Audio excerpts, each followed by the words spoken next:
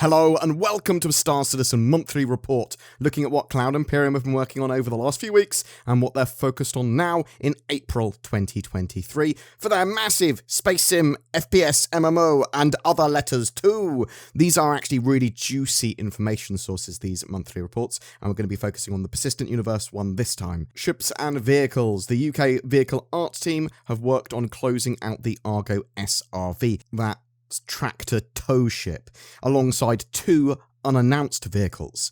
They each progressed through the final art phase stages, which includes levels of detail, damage and optimization. I'm expecting to see these turn up at Fleet Week, so there's a lot to be excited for when that turns up in May 20th, I think it is, Fleet Week. The Miss Hull C received further support, with the team fixing several visual bugs and polishing where needed. Progress on the Crusader Spirit series continued. The ship is moving through the grey box phase to the LOD 0 phase. The vast majority of the interior and exterior grey box work is now complete. White box began on two unannounced vehicles as well, with one receiving a flyable in-editor prototype. A component pass was also started on the MISC Freelancer to ensure the component bays adhered to the required metrics and open and close properly, obviously as they start to physicalize components for all the ships, including the older ones. The grey box for a new vehicle approached completion. Some unique maneuvering components were heavily detailed, including the front housings and suspension system. The seat enter-exit mechanism was fleshed out, while the front and rear doors were adjusted to prevent clipping and create a tight seal when closed. Assumedly, that's the links they're talking about there, but not 100% confirmed. Grey box on the Aopoa Santok Yai, that medium Xi'an fighter, is ongoing, with the wings and thrusters now fully modelled out. Clipping during its motion has been addressed, with additional Xi'an tech used to move parts away from others. The landing gear was also redesigned to have a stronger look in comparison to the rest of the ship, while all visible pistons were removed in favour of mechanical muscles. The gameplay features team helped with the ongoing mining update and tractor beams. The team also improved the loot generation debug tools to make it easier to validate loot distribution. Ship refinery work began as well. The design intentions were brought up to speed to allow the engineers to start work in the next sprint. Mission features continued to work on the salvage contract missions, adding polish and balance. These are going to be in Alpha 3.19. Package extraction also progressed towards its eventual release. They are planning to add general cargo to mission ships to give players a reason to investigate destroyed ships or ships that are in soft death. So you're going to start to see random amounts of cargo or appropriate amounts of cargo on sort of ships that you just encounter out in the verse, NPC, AI or otherwise. The ship escort missions that involve quantum travel progressed as well. Production of a new mission began, currently known as the Data Heist, which tasks players with reaching a location and stealing data. This potentially could be a hint of data as cargo gameplay coming in the future, giving the Mercury Star Runner and the Herald, for example, a lot more functionality, or at least more functionality. They also began adding quality of life updates for Alpha 3.19, including enabling players to see historical data of whether a mission was completed or failed and why. On the lore side, they worked on the ability to defend a ship's interior from trespassers. This includes not automatically adding players to a ship's comms channel unless they are a party member. As well as this, a liability system was created to deal with crimes committed with tractor beams. This includes a new system for attributing blame for the act of defenestration or throwing someone out a window. R&D for a service beacon architecture update has also begun. Narrative helped develop mission text for several upcoming mission types, including salvage, investigation, mining, and some new ones that have yet to be announced. The first stage of Arena Commander's rework has pushed to game dev. Now all development teams have the front-end lobby system, racetracks, and more. Arena Commander features work alongside the Planet team to improve LS3. Green, the planet that hosts the Horizon Speedway. Updates include a new biome with higher mountains, increased water levels, and beaches to better represent the vast oceans and in-law vacation destination the races are hosted over. Design began a full rework on the Deptford Link racetrack alongside finishing work on Old Vanderville. They also completed a pass of all holographic checkpoints to ensure they best represent their areas and environments. Design continued to improve and fix the new Arena Commander front end with a refined style sheet. The character and weapons feature team revisited the prone locomotion set. They found that several mechanics used in EVA could be transferred over for this. For example, the player will now roll on the spot instead of spinning around at the hips, and as the player looks around, the collision shape does not change. This replaces the button press for switching between front and back, and the player can start moving from any prone pose. The character's pivot has also been moved further forward, which centers the rotation in first-person view closer to the camera. This makes rotation control far smoother, though requires a full update to all animations and transitions.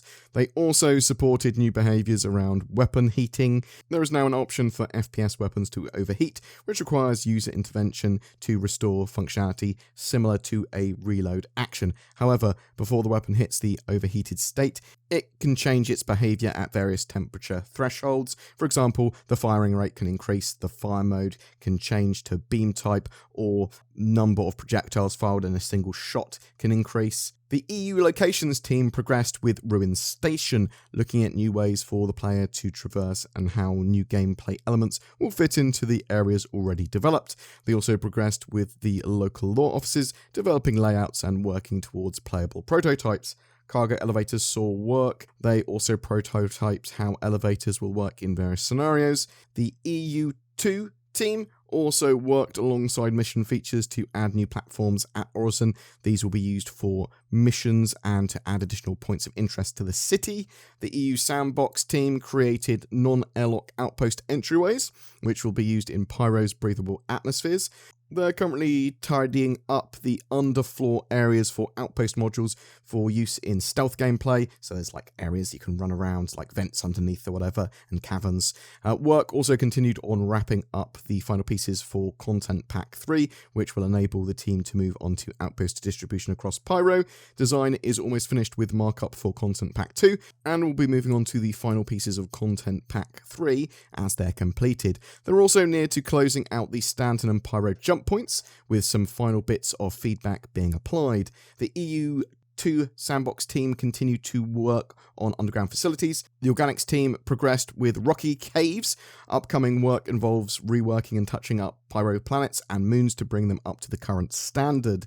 The in-game branding team continued to work on Pyro's gangs and their visual identity for them and the environments they inhabit. They also made the final touch-ups to Invictus Launch Week and are currently exploring Ruin Station in pursuit of adding new branding elements throughout. The lighting team worked on Invictus Launch Week, but also continued to light the areas around Ruin Station. They also progressed with some work on Colonial Outpost modules that are in development by the Sandbox 1 team. Narrative worked on more Pyro stuff, and they revisited some of the scientific lore around the planets to ensure it aligns with the latest design and gameplay intentions. They also started drawing out territories for the various gangs in the system to see where they would operate and overlap, which could establish conflict zones. They also began looking at the outlaw lifestyle, specifically brainstorming a new approach for players drifting into criminality rather than having unlawful missions available alongside legal ones. Graphics and engine stuff. The physics team worked on consistent handling of wheeled vehicles between different gravity fields. There were some various improvements made to the way they calculate mass, geometry, and collisions. More code was refactored for the Gen 12 renderer and Vulkan integration. The graphics team completed a version of mesh generation from spline inputs, which will be used for jump point tunnels. Loads of shader improvements were made. The graphics team also made various changes to the render-to-texture system, including new culling options that will be required for interior map features. VFX program continued their work on quantum travel and fire. Quantum travel effects now rotate correctly based on movement direction. The Planet Tech team progressed with water, iterating on simulation quality and building a system to manage and combine simulations for water services. Work on the asteroid system continued too, with the aim of achieving a much more flexible setup for shaping and distribution. The Live Tools team began designing a new module for the Network Operations Center. In the future, this shard management tool would support server meshing by displaying real-time information about the servers. Boom! That's it for your monthly report on the persistent universe for Star Citizen this time.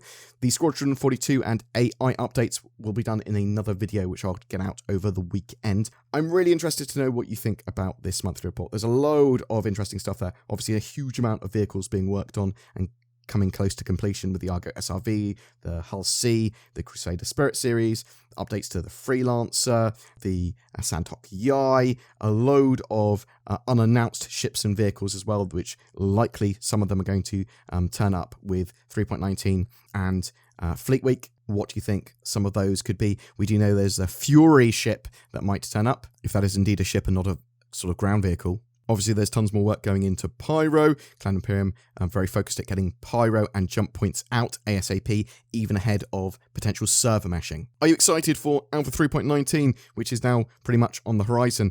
Expecting it on or before the 20th of May.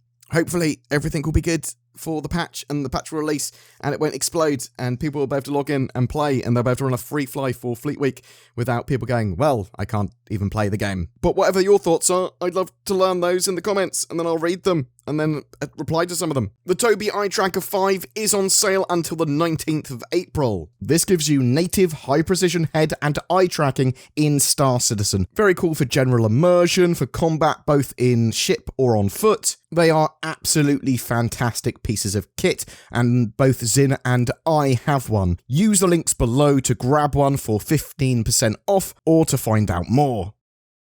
Little Nord Riding Hood was on her way to Grandma's house. Upon arriving at her house, she called, "Grandma, are you home?" "Yes, dear. I'm on my laptop in bed." Upon seeing her grandma, she exclaimed, "Oh, Grandma, what long fingers you have." "Oh, the better to browse the internet, my dear." "Oh, Grandma, what powerful VPN protection you have." "Oh, the better to browse safely, my dear." "Oh, Grandma, what big eyes you have." "Oh, the better to enjoy my greater access to the sites I want to visit, my dear." "But seriously, get NordVPN or I will eat you." The moral of this story is that there are some great deals on NordVPN, and using it can improve your internet privacy, safety, and give you more access to the content you want to see. Get it from the links below. Every month we have a ship giveaway for April 2023. It's for a Drake Vulture, the light salvage ship. This will enable you to take to the stars, find wrecks and strip them, as well as craft some useful items with its onboard dispensary. It comes with lifetime insurance and a Star Citizen game package as well. All you need to get into the game, and all you have to do to be in for a chance of winning that, is comment on any of my videos made during April. Also, please bear in mind that there are scammers about in YouTube. If you see in the comments below someone trying to get you to go onto Telegram, or someone not using my main account, which is the account I'm making videos on now, then they are a scammer pretending to be me or someone else, and just be safe on YouTubes. If you would like to further support the channel, please consider subscribing. You can become a Patreon, you can use the YouTube join button as well. That goes an extra mile to help support us and enables us to produce Star Citizen content every day. And that's down to you guys helping support us, so genuinely, thank you from the bottom of my little BoredGamer heart.